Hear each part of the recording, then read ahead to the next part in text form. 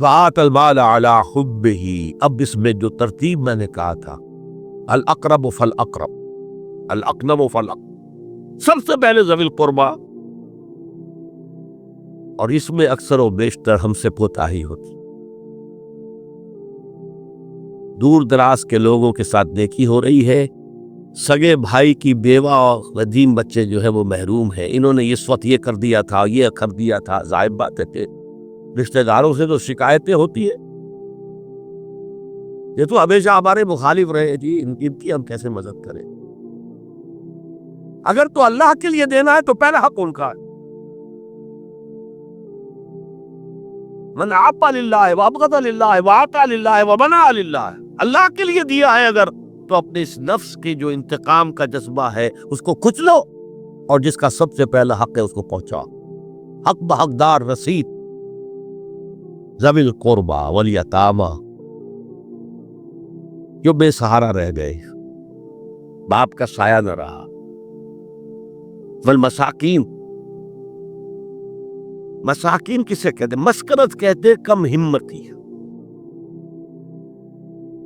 آپ کو معلوم ہے آج کل ایک مرض کہلاتا ہے نیورستھینیا، آدمی دیکھنے میں ہٹا کٹا ہے، صحت مند ہے، لیکن اندر سے اس کی کوئی ہمت ایسے جواب دے گئی ہے کچھ کر ہی نہیں سکتا، وہ ہے مسکین۔ اسی لیے جو فرمایا گیا یہودیوں کے لیے ضربت علیہم الذلۃ والمسکنہ، ذلت کے معنی بھی کمزوری، اور مسکنت کم ہمتی، ہمت ختم ہو گئی۔ تو جو اپنے پاؤں پر نہیں کھڑا رہ سکتا اس وجہ سے کہ اس میں وہ ہمت کم ہو گئی ہے، وہ بھی مستحق۔ وابن السبیل اور مسافر، پرانے زمانے میں آپ کو معلوم ہے نہ سرائے تھی، نہ کچھ اور تھا، نہ ہوٹل تھے، پھر اگر کہیں راستے میں چوری ہو گئی، ڈاکہ پڑ گیا، تو آدمی جو ہے گھر میں خود ہے، کفیل ہے، اچھا ہے، اس وقت کی حالت ایسی ہو گئی۔ ہمارے ہاں بیگرز نے اسی کو ایک بہت بڑا بہانہ بنایا ہوا، جی میں آیا تھا وہاں سے اور یہاں سے اور میری جیب کھٹ گئی، سب کچھ چلا گیا، اب مجھے واپس جانے کے لیے کرایہ چاہیے۔ اکثر و بیشتر جھوٹے کیسز ہوتے ہیں۔ اگر آپ کسی کو پکڑ لیں اور ساتھ لے کر کہیں تحقیق کراؤ تو وہ بھاگ جائے گا، پھر نہیں آئے گا اس بس سے۔ لیکن یہ کہ ابن السبیل یہ بھی ایک کھاتا ہے۔ والسائلین، یہ ذرا تفصیل طلب معاملہ ہے۔ اسلام کی تعلیم بڑی متوازن ہے، ایک طرف سوال کی مذمت ہے، مت اپنا دستے سوال دراز کرو کسی کے سامنے۔ جو شخص ہاتھ پھیلاتا ہے مانگنے کے لیے، وہ اپنی عزت نفس کو ہتھیلی پر رکھ کر آپ کے سامنے پیش کر رہا ہے، اور آپ ٹھوکر مار دیتے ہیں اس کی عزت نفس۔ مانگو اللہ سے، اللہ کسی کے دل میں ڈالے تمہاری ضرورت پوری کر سکتا ہے، بغیر اس کے کہ تم کسی کے سامنے دستے سوال دراز کرو۔ تو سخت مذمت ہے، اور خاص طور پر بیگری جو ایک انسٹیٹیوشن بن گیا ہے، ایک پیشہ بن گیا ہے، وہ تو اسلام کی تعلیمات کے منافی ہے۔ اور جس طرح کی ہم خیرات بانٹتے ہیں، 5 روپے کا نوٹ دے رہے ہیں مانگنے والوں کو، مسجدوں کے باہر سمجھ رہے ہیں ہم نے حاتم طائی کی خبر کو لات مار دی، حالانکہ حقیقت میں آپ انسٹیٹیوشن آف بیگری کو سپورٹ کر رہے ہیں۔ کسی ایک کو لے لو، آؤ چلو مجھے اپنا گھر دکھاؤ، مجھے بتاؤ تم واقعی اس قابل ہو یا نہیں ہو، اور پھر اس کی مدد کریں، لم سم کریں، پھر وہ 5 روپے نہیں ایسی دے کہ وہ کچھ اپنے پاؤں پر کھڑا ہو سکے۔ میں نے 1 روپیہ نہیں کہا، اس لیے کہ 1 روپیہ تو اب کوئی شے نہیں رہی، لیکن یہ کہ 5 روپے کا نوٹ بھی آپ نے تقسیم کرنے شروع کر دیے، یہ کیا ہے؟ والسائلین وفی الرقاب، لیکن دوسری طرف سائل کو جھڑکنا نہیں، اما السائل فلا تنہر، جھڑکو نہیں، اچھا بھائی نہیں، معاف کرو میرے پاس اس وقت آپ کی مدد کے لیے کچھ نہیں ہے، میں کچھ نہیں کر سکتا۔ تو ان دونوں کے درمیان اصل میں معاملہ ہونا چاہیے، بلکہ یہاں تک بھی فرمایا سائی کو ضرور دو، چاہے وہ گھوڑے پر سوار ہو کر تمہارے دروازے پہ آیا، کیا پتہ اس کی واقعی الجھن کیا ہے۔ تو سوال کی مذمت اور سائل کو جھڑکنے کی ممانعت ہے. حتی الامکان خالی ہاتھ نہ لوٹاؤ. اس نے اپنی عزت نفس اپنی ہتھیلی پر رکھ کر تمہاری سامنے پیش کر دیا, اسے ٹھوکر نہ پاؤ.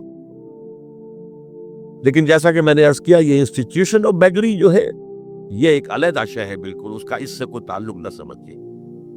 وفی الرقاب, رقاب جمع ہے رقبہ گردن. فک رقبۃ او اطعام فی یوم ذی مسغبۃ یتیما ذا مقربۃ او مسکینا ذا متربہ. فک رقبۃ, کسی کی گردن چھڑا دینا. اس وقت سب سے بڑی اپلیکیشن اس کی تھی غلاموں کو, کنیزوں کو اپنے پیسے سے خرید کر آزاد کر دینا. بہت بڑی نیکی, بہت بڑی نیکی. اور حضرت ابو بکر رضی اللہ تعالیٰ عنہ کے دفتر فضائل میں سب سے اونچا کام یہ ہے کہ جن غلاموں کو, جن کنیزوں کو ستایا جا رہا تھا, their owners, their masters, ان کے آقا کو حق حاصل تھا, جو چاہے کرے ان کے ساتھ, قتل کر دے, کوئی پوچھنے والا نہیں. یہ میں پہلے بھی عرض کر چکا. میری ملکیت ہے, جیسے میری بکری میری ملکیت ہے, میں نے اس کو ذبح کیا, گوشت کھا لیا, تم کون ہوتے ہو پوچھنے والے؟ میرا غلام تھا, میں نے قتل کر دیا, تم کون ہو پوچھنے والے؟ ان کو حضرت ابو بکر نے خرید کر آزاد کیا اور منہ مانگے دام دیے. حضرت بلال کے لیے امیہ ابن خلف نے اتنی بڑی رقم مانگی, حضرت ابو بکر نے کہا ٹھیک ہے لو. باپ نے کہا بھی ابو قحافہ نے, ابو بکر کو کوئی غلام خریدنا ہی تھا تو کوئی طاقتور آدمی جو کام آ سکے کہیں, اس کو خریدنا چاہیے. انہیں کیا پتا ابو بکر کس لیے خرید رہا اور کس کے لیے خرید رہا. آج کے دور میں اس کی اپلیکیشن ہوگی. کوئی شخص جو ہے اگر قرض میں اس طرح جکڑا جائے کہ لاکھ ہاتھ پاؤں مارے نکل نہیں سکتا, اس کو کوئی لمپ سم مدد دے کر اس قابل کیا جائے کہ وہ پھر اپنے پاؤں پر کھڑا ہو جائے. یہ نہیں کہ اسے آپ ہر مہینے کچھ رقم دیتے رہے مینٹیننس کے, یہ نہیں. اس سے تو وہ اسی پوزیشن میں رہے گا. یہ بعض مائنورٹی کمیونٹیز کے اندر یہ معاملہ موجود ہے. کوئی بھائی اگر گر گیا ہے کاروبار میں تو اس کی پھر ایسی مدد کی جائے کہ وہ پھر آپ کی صف میں آ کر کھڑا ہو جائے. Respectable members of your community وہ اس شکل میں پہنچ جائے. یہ بھی فک و رقبۃ اس کی ذیل میں آج کل آئے کر دے. کوئی مقدمہ نہیں بنے گا, نہ 302 کا نہ 304 کا. کیوں؟